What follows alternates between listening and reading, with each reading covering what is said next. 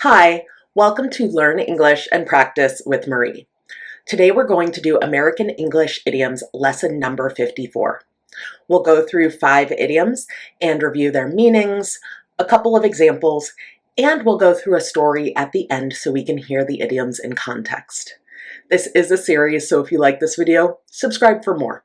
Let's get started. First, I'll read the idioms. Walk a mile in someone else's shoes, a breath of fresh air, waste not, want not, easy does it, feather in your cap.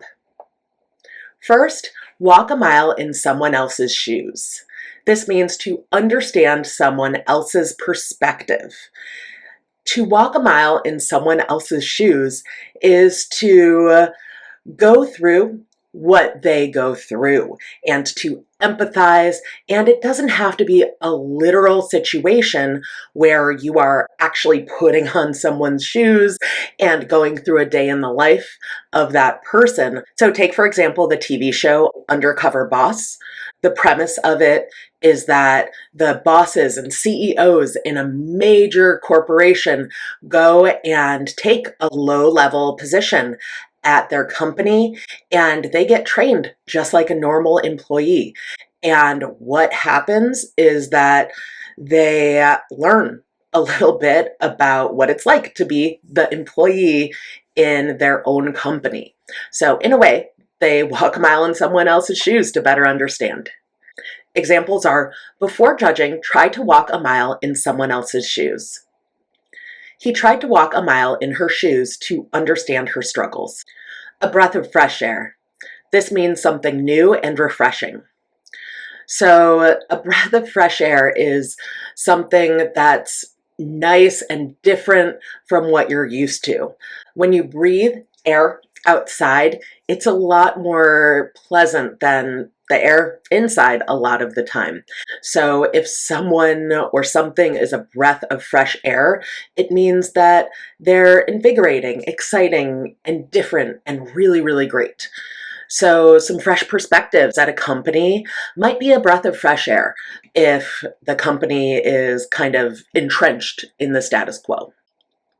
Examples are, the new manager is a breath of fresh air.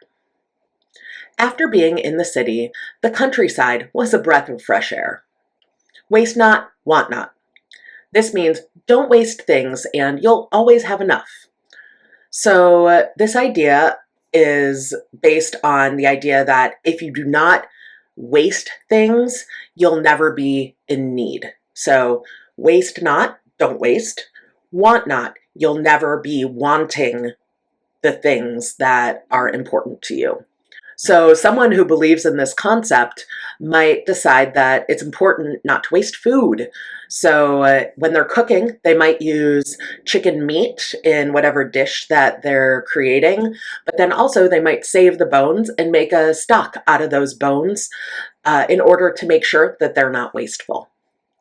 Examples are, she believes in waste not, want not, and reuses everything. My grandmother always said, waste not, want not. Easy does it. This means slow down. So to say to someone, easy does it, is to encourage them to go at a slower pace, to relax, to take things a little more slowly. So if someone's recovering from surgery, you might tell them, easy does it. Don't try to do too much, just focus on recovering. Examples are, easy does it. There's no need to rush. Easy does it. We don't want any accidents. Feather in your cap.